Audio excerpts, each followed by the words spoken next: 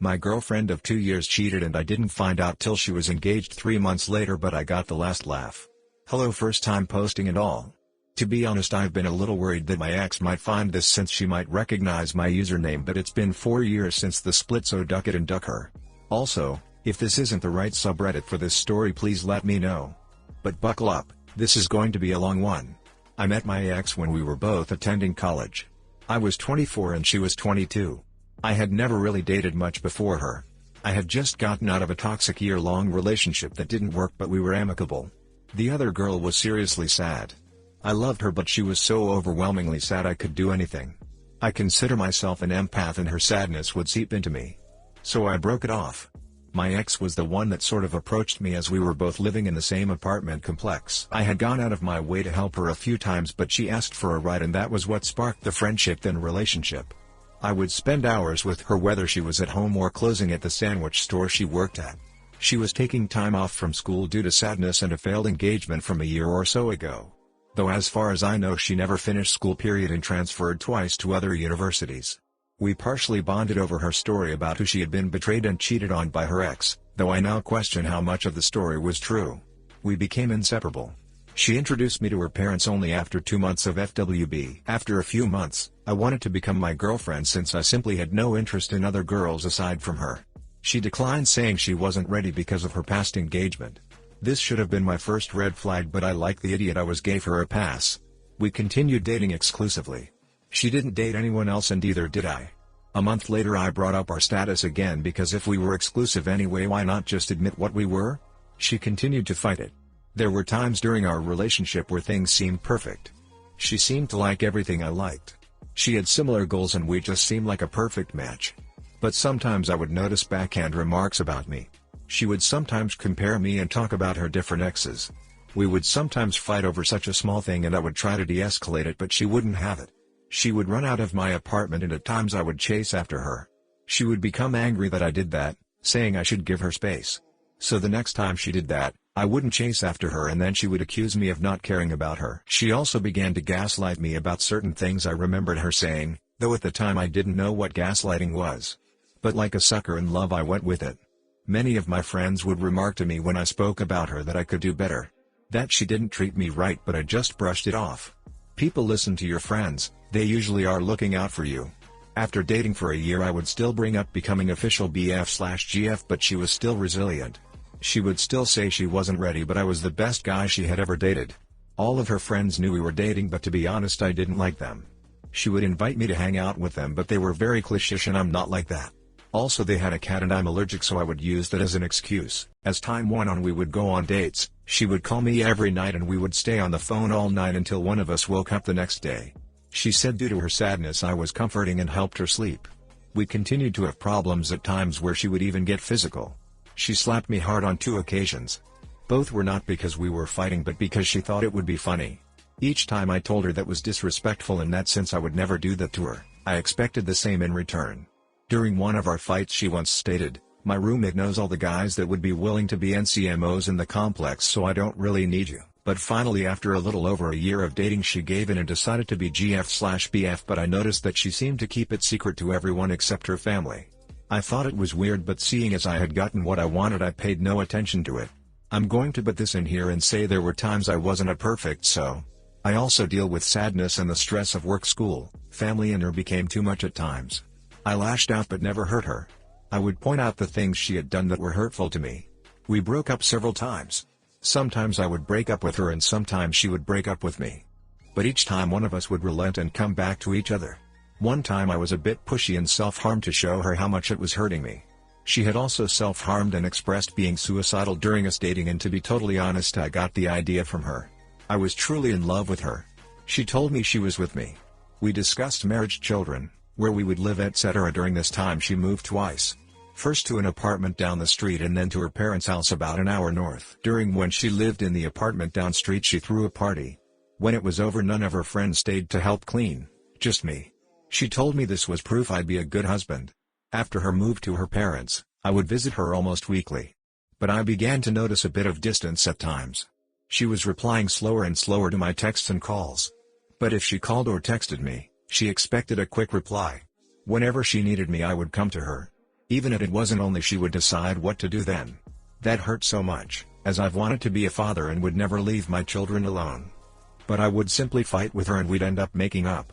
During all of this we would continue to talk about a future together. She would see a mixed baby, I'm Latino and she was white, and say how she saw the cutest baby that could have been our baby. Whenever she was sad, she would call me or ask me, would you still marry me? And I would respond, of course I would. I love you. It wasn't until Christmas when I was in Florida visiting my brother did I began to suspect something more was up. I'd text her. She wouldn't respond. I'd call her to do the phone thing at night but she wouldn't answer.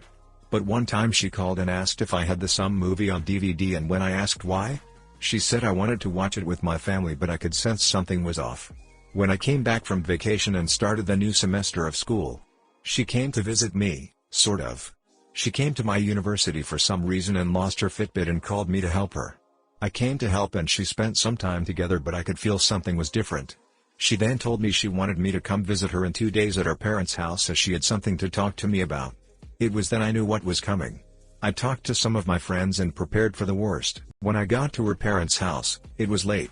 She asked me to come at 10 p.m. She came into my car and we talked for about 30 minutes to an hour. She told me that she no longer wanted to date me. And I agreed. I told her I had felt her becoming distant and I asked her if it was someone else. She denied there was something else. She said she simply no longer felt we were right for each other. But then she said other things. She said that she never considered me husband material. That she never saw us getting married, having kids. That she had always known from the beginning. She even said another reason she didn't want to be with me was that her kids wouldn't look like her because of her being white and me being Latino. This is especially funny now because she likes to say how progressive and not racist she is, right? This shocked me. I remembered back to all the plans we made. All the times she had asked if I would marry her. All the times she had talked about our hypothetical children. That hurt the most. I told her I loved her but that I agreed we were done. We decided on no contact. She decided to block me on Facebook saying she knew if I blocked her, I wouldn't be able to keep her blocked so she should be the one to do it. I said fine. We didn't end up blocking each other on our phones due to if there was an emergency. I had no family in state. As I drove away, I felt sad but also felt as if a huge burden was lifted from me. For the next month it was an uphill battle. I would be sad at night. I realized she had made me codependent on her. I had become accustomed to her nightly phone calls. I felt very alone. There were many nights on the floor of my room in tear-filled agony. But I threw myself into my work, my school and my friends. But then, about a month later I got a call from her early in the morning. I answered thinking it was an emergency. It wasn't. It seemed as if she had butt-dialed me but that didn't make sense. We hadn't spoken in a month. What were the chances of her accidentally calling me? I could hear a conversation but only bits and pieces. I could hear her voice but also a voice I didn't recognize the other voice.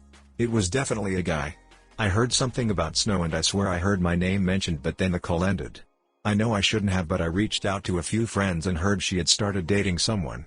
I then reached out to her, I know I shouldn't have, and asked if she was alright. It took a few days for her to respond. She then said she had butt-dialed me but she had wanted to speak to me. She said she really missed my friendship and for a few minutes we spoke as if nothing had changed. She told me she had started seeing someone. I told her I had heard and she asked how and I told her from friends. By then I had seen a picture of the guy. She began talking about him and about his flaws. I just listened but I began to feel weird about it. She then spoke about his hair being weird and I responded.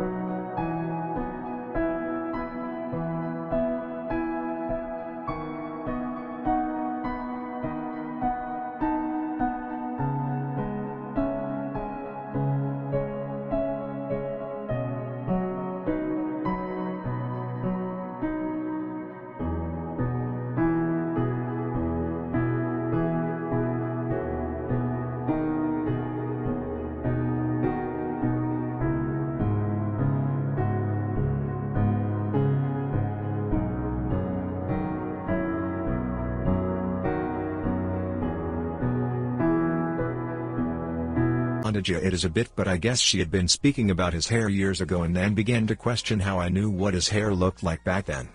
I responded sorry, thought she was talking about now. She then told me that she had recently been getting a lot of random friend requests on FB and she asked if they were me. They weren't. We ended the conversation shortly after. And I began to have a weird feeling about it. I was sort of happy for her, but the more I thought about it, the more I realized I didn't want to continue talking to her. I messaged her the next day and told her, while I like talking to you like we used to, I think we should continue to not speak. She agreed. I then proceeded to block her number. A week later, while on campus, I noticed I had a voicemail even though my phone hadn't rang. It was from her asking if I was home. She came to drop some things off.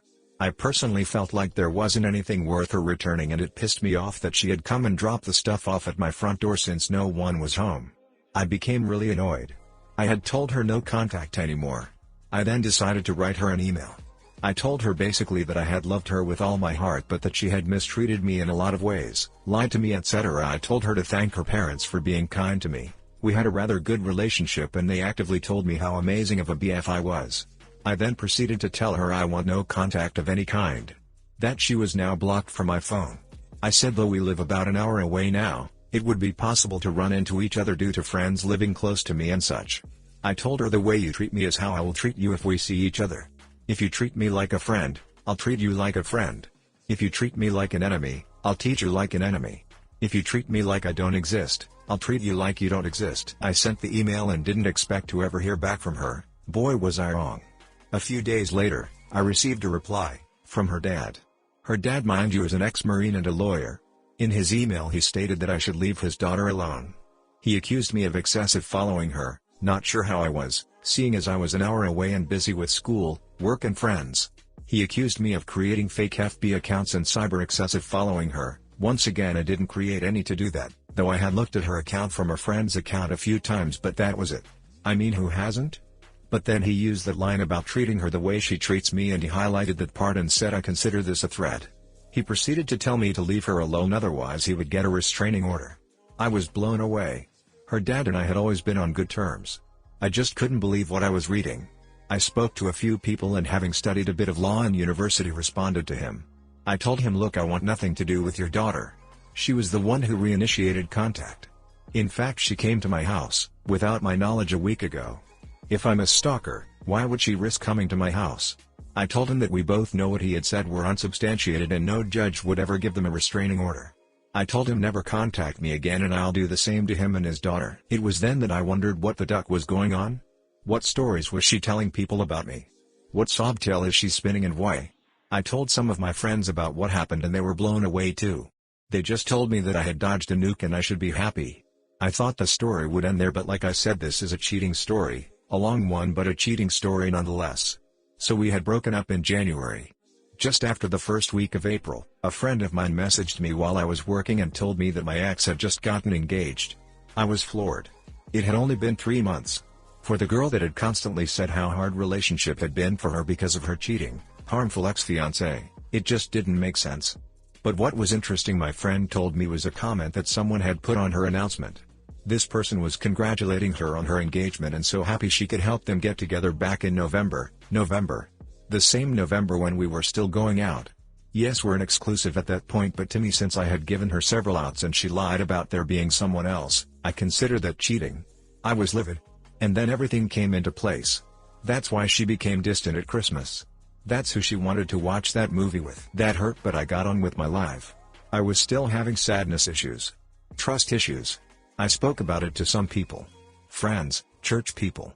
But the more I spoke about it, the more I learned about her. People who had knew her and didn't know we had dated came out and said, yeah, the girl had issues.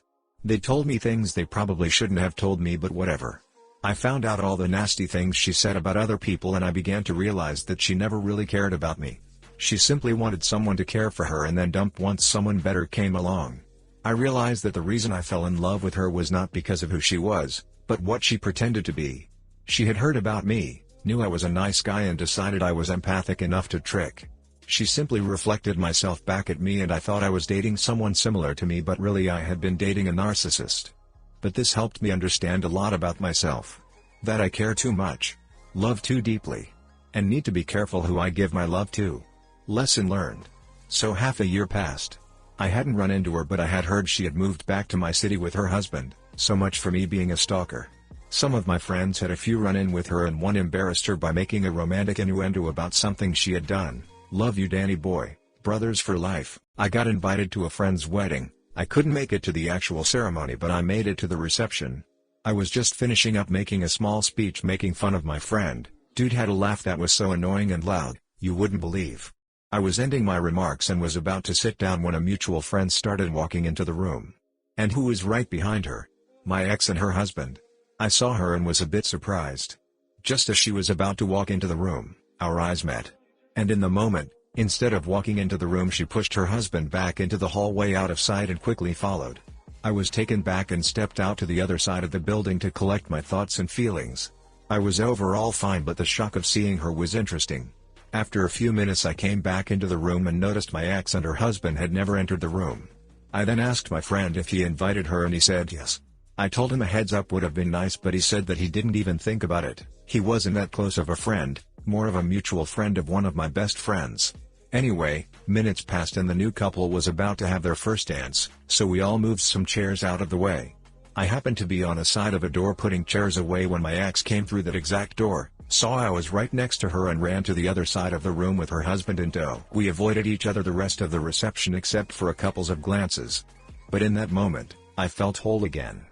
All those months after the breakup I felt broken and like a piece of myself was missing but in this moment, seeing how she reacted, how ashamed she seemed to be, I felt my power coming back. I felt truly happy for the first time. Even though she was married and I was not, I had won the breakup. She was ashamed to even look at me. I had no such problems. I had an overall clear conscience. And now here I am, over 4 years after the breakup writing this. I'm still single but overall I'm happy. And Maddie, if you end up reading this, duck you. I'm the one who ended up finishing university and you're just a housewife. After all that talk about changing the world and poop, all you're ever going to change are dirty diapers and be a ducking liar and a cheat. Hi guys, please like, comment, and subscribe if you enjoyed the video. Dude, next time you write something like this, include snacks and a bathroom break. That was long. But good for you getting your life back on track and moving on. Sadness can suck you in after something like this. And seeing the shame and self-admission in her eyes is just the cherry on the cake. You waited, you won. It's a long post but I read every bit of it. Hope you find someone who's best for you. She probably married this guy telling him fake sob stories about you and other exes. It's only a matter of time before she gets tired of this dude and dumps his butt. Things change after a marriage though. She's in for a lesson. Luckily you dodged that. This must have taken a lot of guts to get through but you did it. Congrats to you. I don't think anyone would accuse you of being brief. You dodged a bullet and leveled up, I'll say that it's a win. She doesn't deserve you or the consideration she took for granted. Congrats for surviving that pushy shipwreck. What's wrong with being a stay-at-home mother? Nothing. But something I left out was that she said she didn't want that to define her. She wanted to change the world through her own achievements.